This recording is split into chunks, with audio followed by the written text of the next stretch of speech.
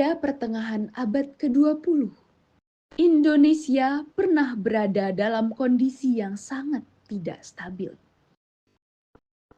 Masa itu menjadi salah satu titik perubahan terbesar yang pernah dialami bangsa ini. Situasi politik kacau, ekonomi terpuruk, dan masyarakat hidup dalam ketegangan serta ketidakpastian. Di tengah keadaan tersebut, muncul sebuah era baru yang menjanjikan pemulihan, stabilitas, dan pembangunan nasional. Era yang akan menjadi salah satu babak sejarah paling panjang dan paling berpengaruh di Indonesia. Inilah perjalanan tentang bagaimana sebuah kekuasaan baru lahir, bagaimana ia membangun, berkembang, dan akhirnya runtuh.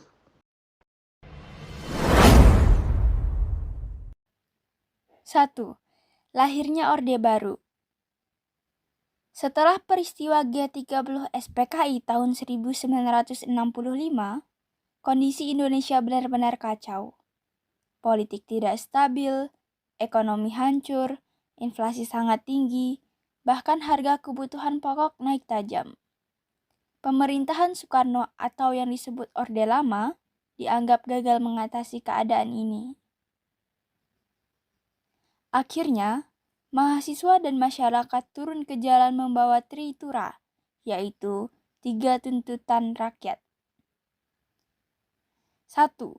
Bubarkan PKI. 2. Bersihkan kabinet dari unsur PKI. 3. Turunkan harga kebutuhan pokok.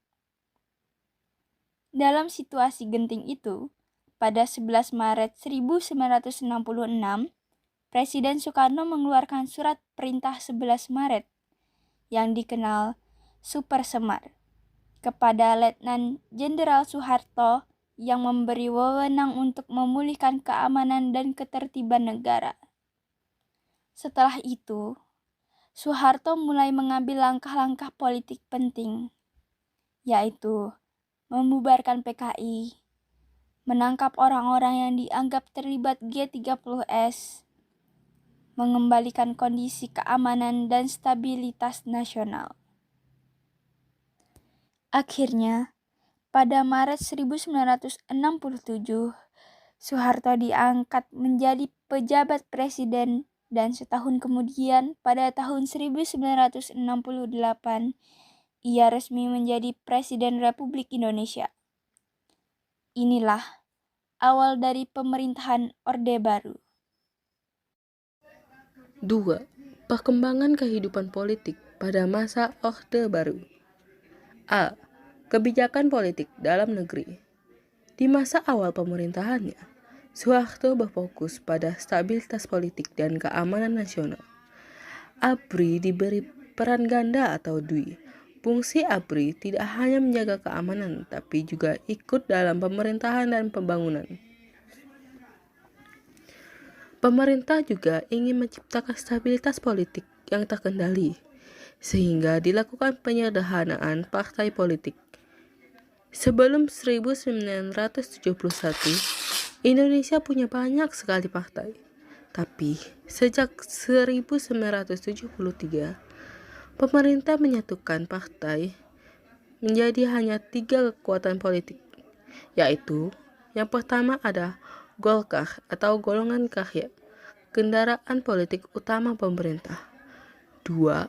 Ada PPP atau Partai Persatuan Pembangunan, gabungan partai Islam. Ketiga, PDI atau Partai Demokrasi Indonesia, gabungan partai nasionalis dan Kristen.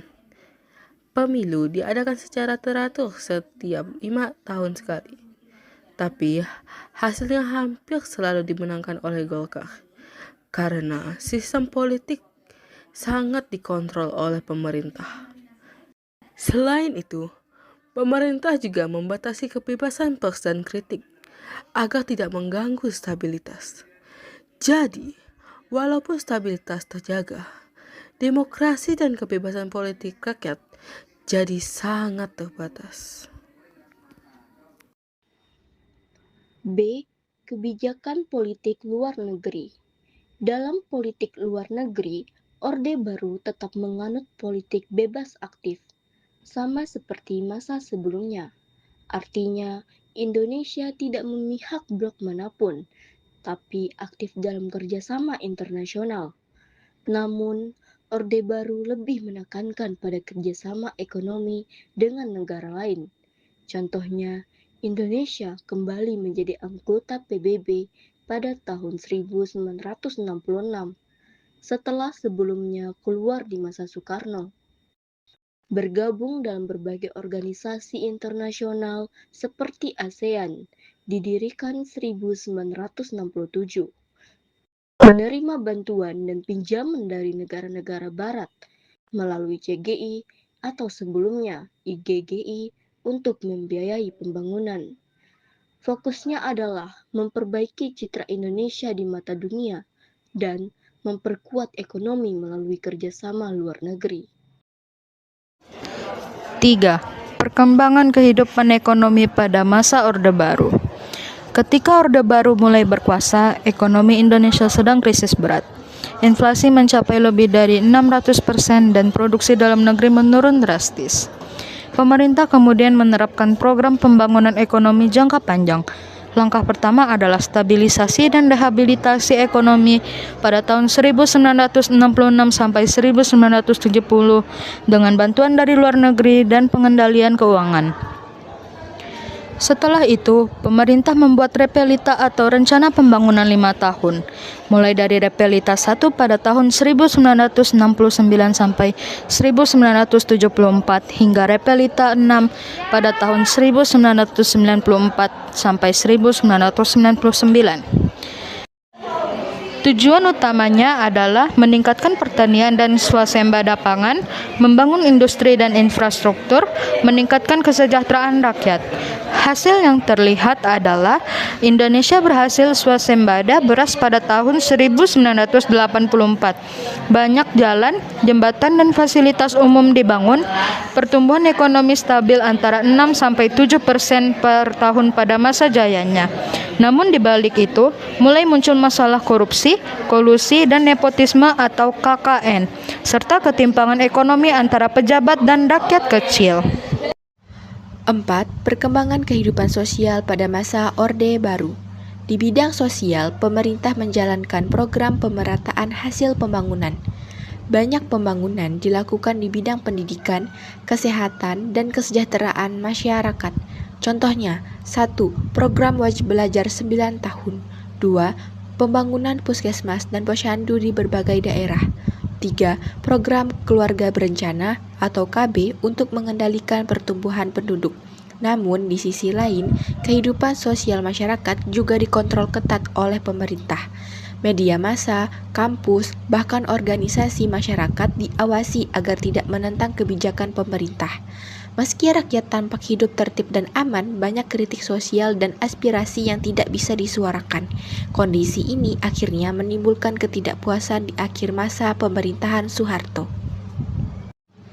Akhir dari Orde Baru.